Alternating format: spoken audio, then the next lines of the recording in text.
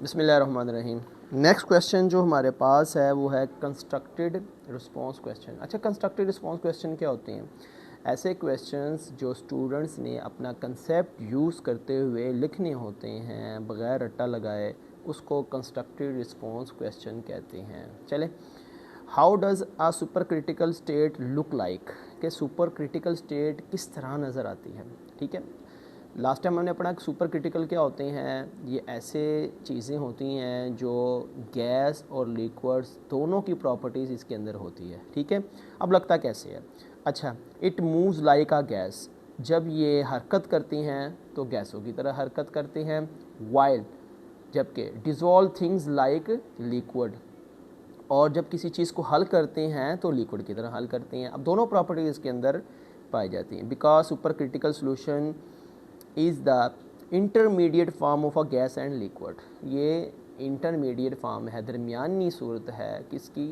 Liquid की और gas की। ठीक है, नेक्स्ट क्वेश्चन की तरफ देखते हैं। In what ways is the plasma created in a fluorescence tube. Fluorescence tube वो होती हैं जो रात के वक्त चलती हैं, रंग बिरंगी भी हो सकती हैं। ठीक है, तो उनमें ये प्लाज्मा कैसे बनता है? याद रखिएगा, प्लाज्मा जो दो किस्म का होता है, एक आर्टिफिशियल प्लाज्मा होता है और एक नेचुरली प्लाज्मा होता है। नेचुरली अकरिंग प्लाज्मा का टेम्परेचर बहुत ज़्यादा होता है, जैसे सूरज में हमने लास्ट क्वेश्चन में पढ़ा वहाँ पे होता है, क्योंकि वो बेयर करता है, बहुत ज़्यादा टेम्परेचर बर्दाश्त कर सकता है।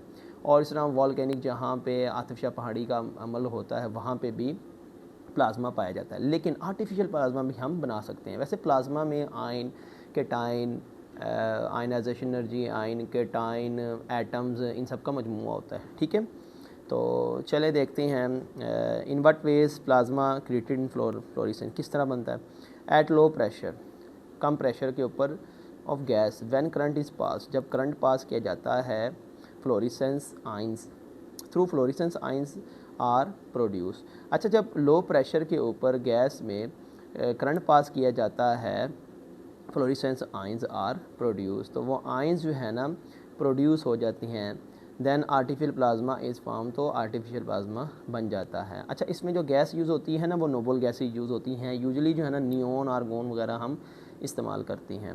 जो रंग बिरंगे लैंप वगैरह होते हैं ना, तो उनमें ये आर्टिफिशियल प्लाज्मा क्रिएट किया जाता है। खूबसूरत लगते हैं, घरों में इसको हम यूज़ करते हैं। और दुकानदारों पे जहाँ पे रात के वक्त जो रंग बिरंगी लाइटें होती हैं ना, तकरीबन वो प्लाज्मा ही होता है। या गिफ्ट सेंटर पे जाएं, वहाँ पे जो रंग बिरंगी जो है ना ट्यूब लाइट्स वगैरह नज़र आती होती हैं ना, जो चल रही होती हैं, तो वो प्लाज्मा ही होता है। ठीक है, तो प्लाज्मा कैसे बनता है?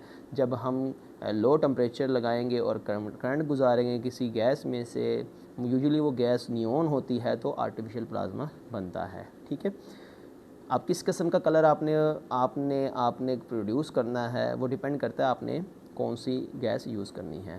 ठीक है, नियोन है, आर्गोन है, मिक्सचर है इनका। जी जी, ये वाला क्वेश्चन देखती हैं। थर्ड क्वेश्चन है, most of molecules we study in biochemistry are organic in nature, where does the difference exist in organic and biochemistry. यानी कि बायोकेमिस्ट्री और ऑर्गेनिक केमिस्ट्री में हमने क्या करना है? फ़र्क करना है।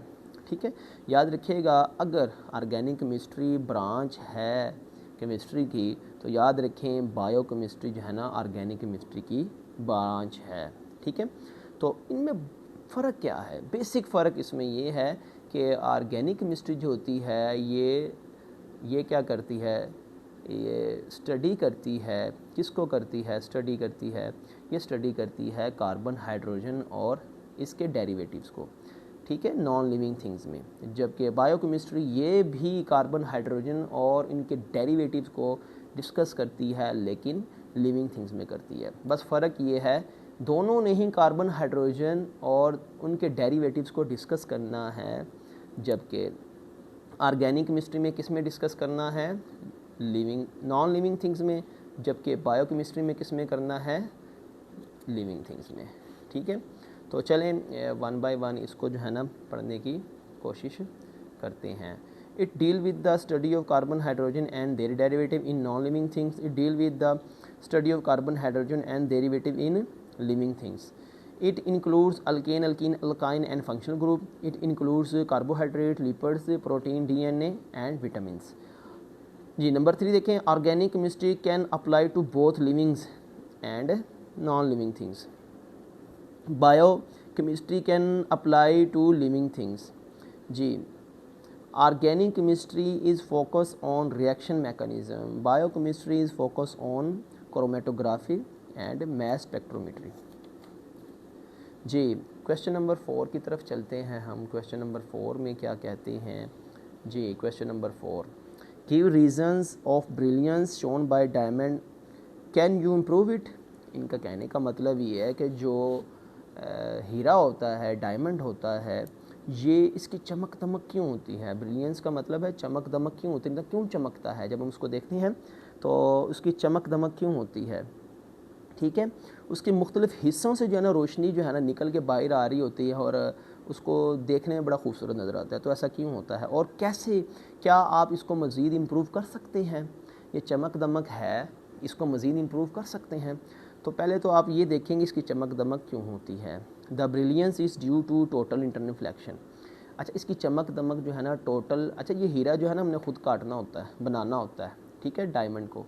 यह असल में कार्बन के एलोट्रोपिक फॉर्म है, इसको हमने खुद काटना होता है, इस एंगल से काटना होता है ताकि ये जो है इसके टोटल इंटरनल रिफ्लेक्शन, इसकी कटिंग और रिफ्रैक्टिव इंडेक्स, ये अच्छे तरीके के साथ जो है ना, इस तरीके के साथ जो है ना हमने इनको कटिंग करनी है ताकि ये जो है ना इसकी चमक दमक पहले से, ब्रिलियंस जो है ना पहले से ज़्यादा हो जाए।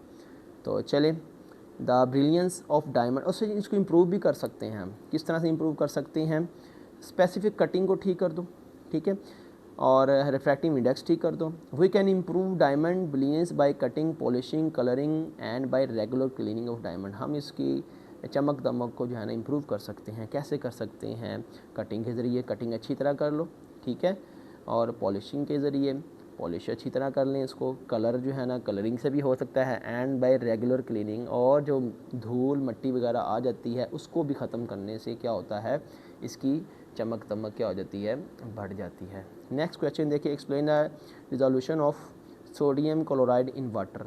जो सोडियम क्लोराइड होता है NaCl है, पानी में किस तरह हल होता है। याद रखिएगा सोडियम क्लोराइड जो है ना आसानी से हल हो जाता है। पानी भी पोलर है, सोडियम क्लोराइड भी क्या है, पोलर है, ठीक है, और हाईली पोलर है, इजीली डिजॉल्व हो जाता है, because both are polar in nature and solubility is not affect by temperature. और ठंडे पानी में भी जो है ना फ़ौरन हल हो जाता है नमक, और गर्म पानी में भी फ़ौरन हल हो जाता है। The positive part of a water is surrounded by chloride आइन, while negative part of water is surrounded by sodium आइन।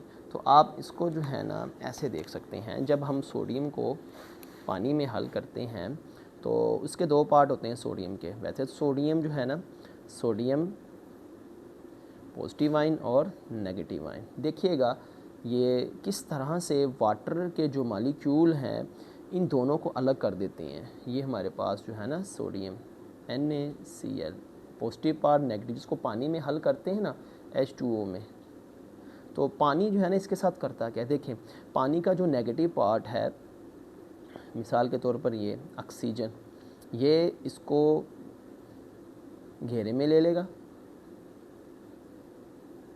ठीक है, पार्शियल नेगेटिव, यहाँ पे हाइड्रोजनें होती हैं, यहाँ के साथ पार्शियल में लगा नहीं सकता, अब टाइम कम है, ठीक है, ये पार्शियल नेगेटिव और पार्शियल नेगेटिव, इसको पॉजिटिव पार्ट को घेरे में ले लेते हैं, जबकि क्लोराइड आइन को पॉजिटिव पार्ट घेरे में ले लेते हैं, मसलन हाइड्रोजन।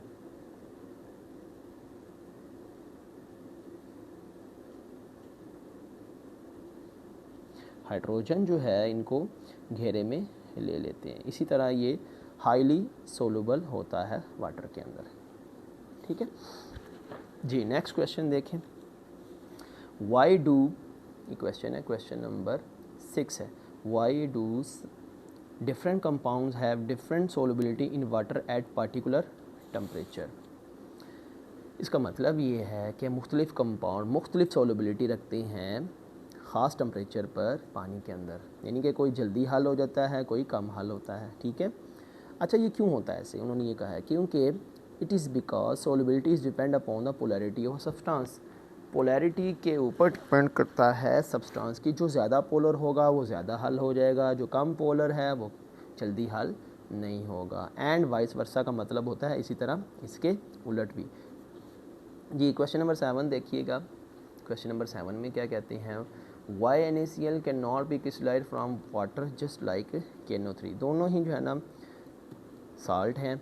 अच्छा क्यों नहीं होता NaCl क्रिस्टलाइज में, क्यों नहीं? याद रखिएगा क्रिस्टलाइज में इसलिए नहीं होता क्योंकि उसकी टेम्परेचर, पार्टिकुलर टेम्परेचर पे जो है ना उसकी सोलिबिलिटी चेंज नहीं होती और उसमें इम्प्योरिटीज़ आ जाती हैं, जिस वजह से नॉर्मल कंडीशन में NaCl के क्रिस्टल्स नहीं बनते। ये क्वेश्चन नंबर 8 देखिएगा, why graphite is slippery touch, which property of graphite enable it to be use as a lubricant. अच्छा क्वेश्चन इस तरह से है कि ग्रेफाइट स्लिपरी प्रॉपर्टी क्यों रखता है, छूने पे फिसलन क्यों महसूस होती है, एंड वो कौन सी प्रॉपर्टी है ग्रेफाइट की जो हमें इसको लुब्रिकेंट के तौर पे यूज़ करने पे मजबूर करती है। तो पहले आप ये समझें कि ग्रेफाइट स्लिपरी प्रॉपर्टी क्यों होती है। याद रखिएगा ग्रेफाइट जो होता है ना वो सिंगल लेयर्ड, ग्रेफाइट जो होता है ना वो लेयर्ड स्ट्रक्चर होता है, ठीक है। जबकि हमारे पास डायमंड जो होता है, ये दोनों जो है ना तीनों जो ये कार्बन की एलोट्रोपिक फॉर्म है। Due to the presence of weak bond, graphite में वीक बॉन्ड होने की वजह से ये स्लिपरी टच रखते हैं, ठीक है। इस वजह से वीक बॉन्ड होता है इनके दरमियान, जबकि डायमंड होता है इनके दरमियान स्ट्रॉन्ग बॉन्ड पाया जाता है कोवलेंट, ठीक है। ये देखें आपके पास, ये आपके पास क्या है, डायमंड का स्ट्रक्चर है, ठीक है। ये चलता जाएगा, इनके दरमियान कोई फ्री इलेक्ट्रॉन नहीं होगा, जबकि ग्रेफाइट में फिर भी फ्री इलेक्ट्रॉन होता है, लेयर स्ट्रक्चर होते हैं, ठीक है, और मल्टी लेयर स्ट्रक्चर होता है, जिस वजह से जो है ना ये क्या होता है इजीली स्लाइड करते रहते हैं जब इनको टच किया जाता है, ठीक है। अच्छा इसी वजह से ये जो है ना लुब्रिकेंट के तौर पे यूज़ होता है, इसके तौर पे यूज़ होता है लुब्रिकेंट। लुब्रिकेंट अब क्या है, लुब्रिकेंट जो है ना ये इंजन ऑयल में भी यूज़ होता है, ग्रीस में भी यूज़ होता है। अच्छा इसको जो है ना फ्रिक्शन को रिड्यूस करने के लिए यूज़ किया जाता है लुब्रिकेंट को, ठीक है। तो मेरी आप तमाम बच्चों से गुजारिश है, एक तो चैनल को सब्सक्राइब करिएगा, शेयर कीजिएगा, दूसरे दोस्तों को बताइएगा। इंशाल्लाह बाकी जो क्वेश्चंस हैं बाकी चैप्टर्स के वो भी आएंगे इंशाल्लाह, वो भी जो है ना इसी तरह अपलोड होंगे। तो बाकी दोस्तों के साथ ज़रूर जो है ना इसको शेयर करें, इसको जो है आप सब्सक्राइब कीजिएगा। तो सबसे अहम क्वेश्चंस हैं ये एक्सरसाइज के, और ये पेपर में बहुत दफ़ा आते हैं, यही आने हैं तकरीबन। तो इसका कंसेप्ट लीजिएगा और इसको अच्छी तरह याद करें। याद करने का ये तरीका है कि इसको लिख लिख के याद करें, ठीक है। जब लिखेंगे आपकी गलती सामने आ जाएगी। अल्लाह पाक हमारे और आपके लिए आसानी फरमाए।